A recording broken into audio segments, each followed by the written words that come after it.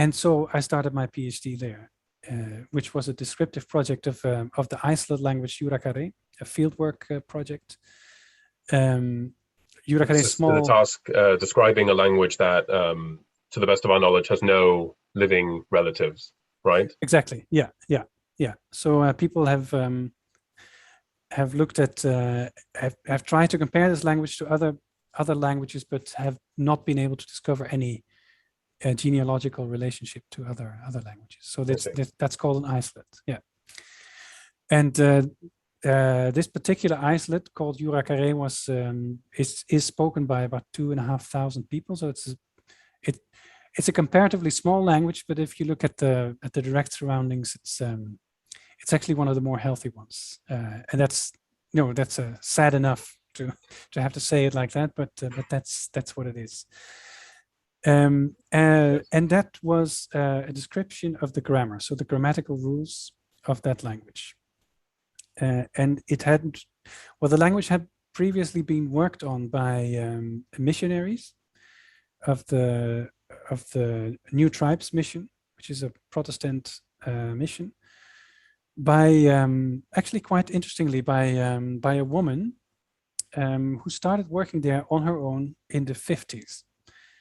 And remained with the Yurakaré, or working with the Yurakaré for about the next 50 years. Wow. That's quite a special biography, I think. She gave me her materials, which helped me a lot figuring out how the language worked. And then I went on several fieldwork periods, which ended in this grammatical description, which was my PhD. So that was really diving into the South American continent. Absolutely. So this fieldwork all took place in Bolivia then? That all took place in Bolivia. Yes. Yeah. Excellent. Yeah. So you really situated yourself there, and then you got your PhD, obviously. I did, yeah. And so then after that, did you start working on other South American languages, or did you go back to do field work there, or how did that work? So the first couple of years after my PhD, I was part of a documentation team of the same language. So the difference between a grammatical description and a documentation is that the documentation is much more encompassing.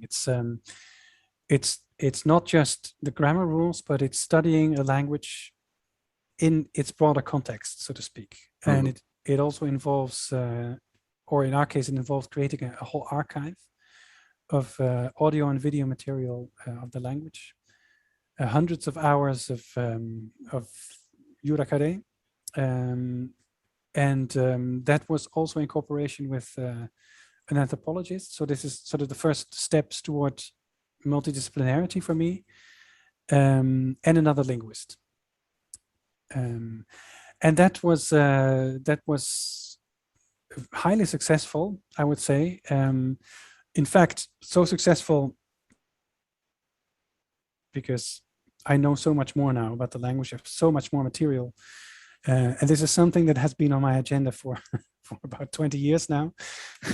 Well, it's an exaggeration, but 15 years. And I will do it at some point. But yes. So that was the first, say, 3 to 4 years after my dissertation.